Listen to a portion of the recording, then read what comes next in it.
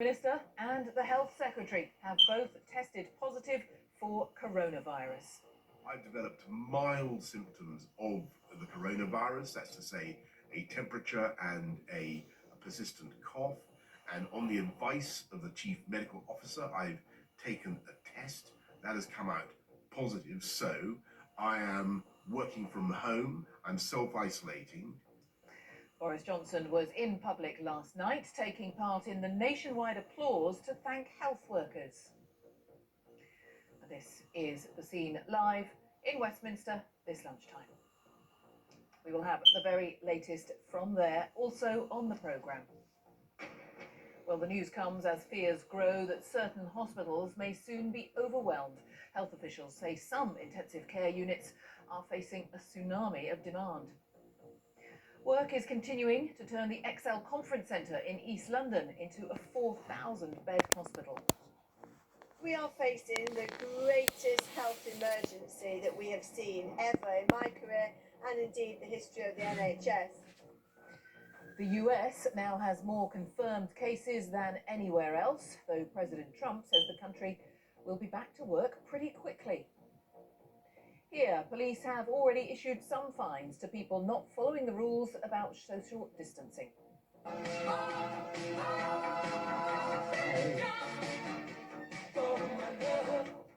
Also today, how to keep yourself occupied in lockdown. Boxer Joseph Parker tries out his Hugh Grant Love Actually impression. Later in the hour on the BBC News channel, we'll have all the latest reports, results, interviews and features from the BBC Sports Centre.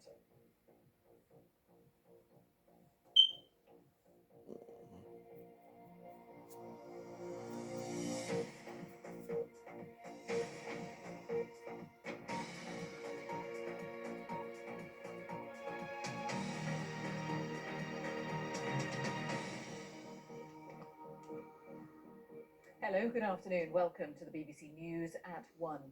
It's been announced that the Prime Minister and the Health Secretary have both tested positive for coronavirus.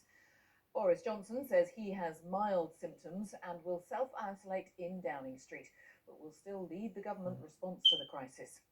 The Health Secretary, Matt Hancock, is also self-isolating. Our political correspondent, Leila Nathu, has the story.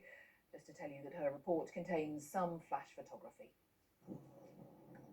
Something urgent for the Prime Minister's top advisor this morning. His boss has contracted coronavirus.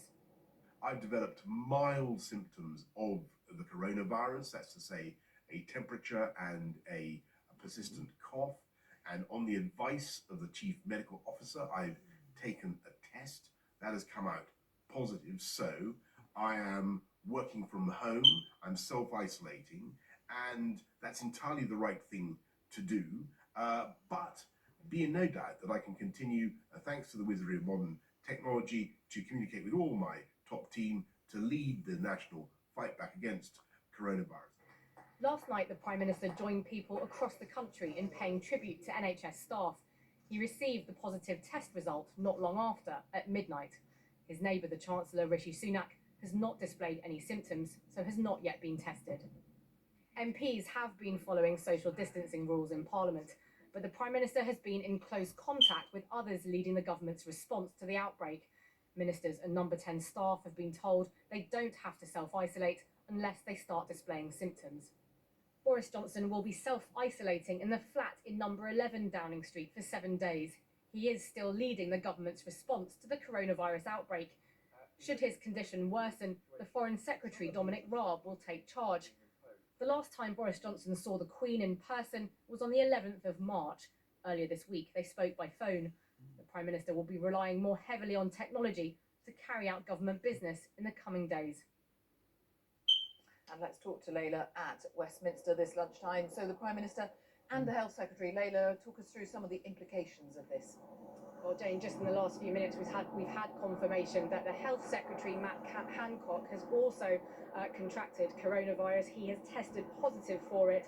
The results came back this morning. He is now working from home after developing mild symptoms on Wednesday night. And I think that is the point worth stressing, that both the Health Secretary and the Prime Minister have described themselves as having mild symptoms. So although they are self-isolating, they are both still very much involved in the government response to this coronavirus outbreak. Now, clearly there will have to be some adjustments in terms of using video technology. We've already seen cabinet meetings, for example, conducted over video conferencing. The press conferences, the daily press briefings that we've become used to have also now become video conferences. So although there are contingency plans in place should the Prime Minister's condition worsen, it is clear that he is very much in charge of leading the operation for now, given that he only has mild symptoms.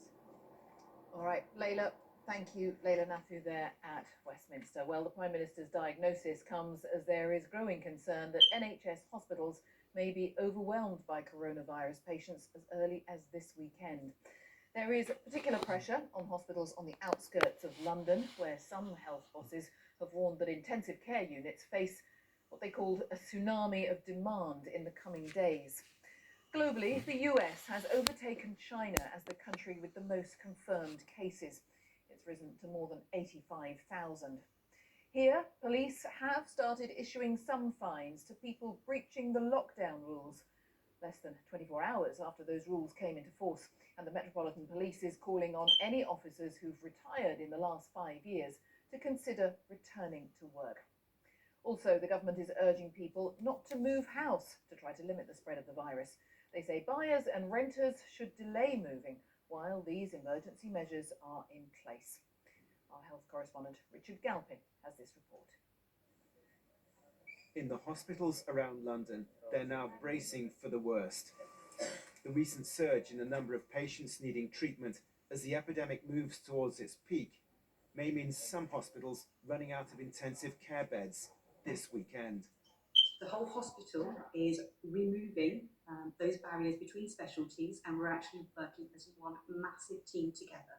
We have worked to a permanent on-call system, so we will only be doing really predominantly 12-hour shifts for the coming months. We've made drastic changes to the way we work, and we will continue to do so because that is what we're here to do.